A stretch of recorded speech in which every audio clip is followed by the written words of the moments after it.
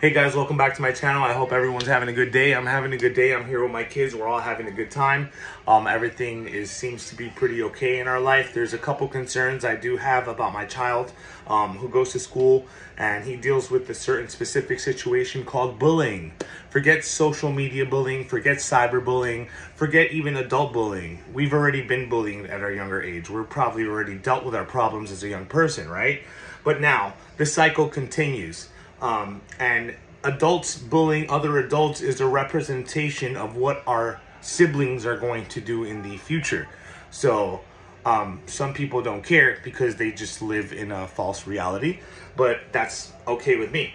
I want to let you know that suicide is a serious public health concern among adolescents and young adults, remaining the second leading cause of death among those 15 to 29.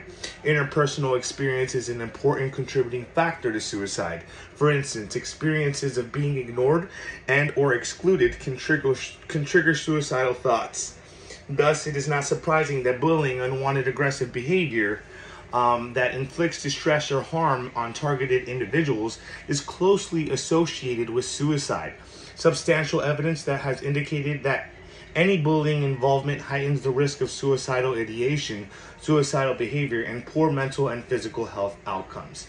Between 20% and 56% of youth involved in bullying annually. Bullying was most severe during 11 and 13 years of age. That is a fact. My child is 8 and I have another one who's 7, and they deal with bullying, and I could tell you a list of things that they hear at school. They come to school and they tell me that kids tell them this and kids told them that, while their teachers are telling them to do this and that. And it sucks that this still exists, because I know that when I was a child, I got bullied a lot in school. I was the kid in the back of the bleachers getting jumped by like 5 other kids. And I'm scared that that's going to happen to my child. No child, not just mine, but no child is worthy of being bullied. And people take bullying as a joke because they don't have a heart.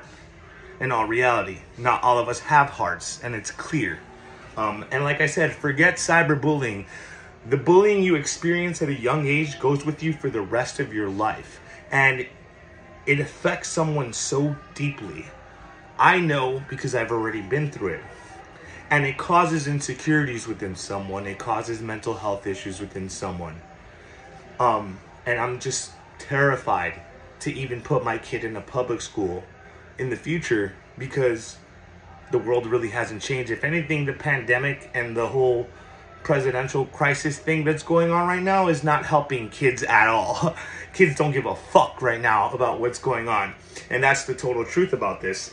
But I wanted to keep on continuing to read you some more information upon bullying and how it affects children. And because there is children who actually want to commit suicide because of bullying, and at a very young age. And I think it has to do with the parent's household. If you're a parent right now telling your kid to go shit on another kid, you are no better than anybody else. Okay? Just letting you know, you're probably lower than most of the kids in that class. But let me talk to you more about bullying, including peer influences, attitudes towards deviance, 4 groups, and suicide was found. Concluded that the suicidal ideation and attempt rates were the lowest at 6.3% and 1.2% for the uninvolved. Let's see. Given the theoretical and practical significance for better understanding which group is involved in bullying at a higher risk at suicide. So the group that is more significantly higher at bullying would be the ones that are variable and problem behavioral kids, including peer influencing kids, along with attitude kids, kids with attitude tend to bully other kids. My child has no attitude. He's pure. Additionally, bullying involvement coupled with risk factors increased youngsters' chances of suicidal behavior. So, however, few studies have validated the risk and protective factors associated with different types of bullying involvement. Now, as a parent, if you have a kid at home who's getting bullied by an asshole kid because their parent is probably an asshole parent, I want to advise you that we can't do much because as an adult, we have to stand our ground. We need to contact the teachers. We need to contact the principals.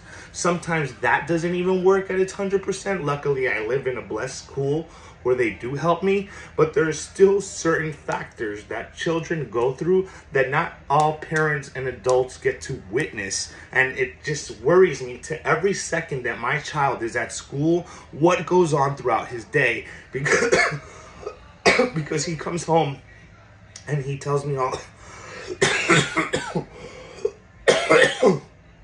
excuse me, he comes home and he tells me a lot of things from other kids. So I thought I would share this video in regards to bullying, and if there's any solutions that anybody might have in regards to stopping bullying in young kids and even adults, because us as adults are still as immature as kids and still have the audacity to go and bully people. But if there's anything we can do to stop it, let me know. Try to have a generous day. Try to have a good day. Have a great one. Like, comment, or share.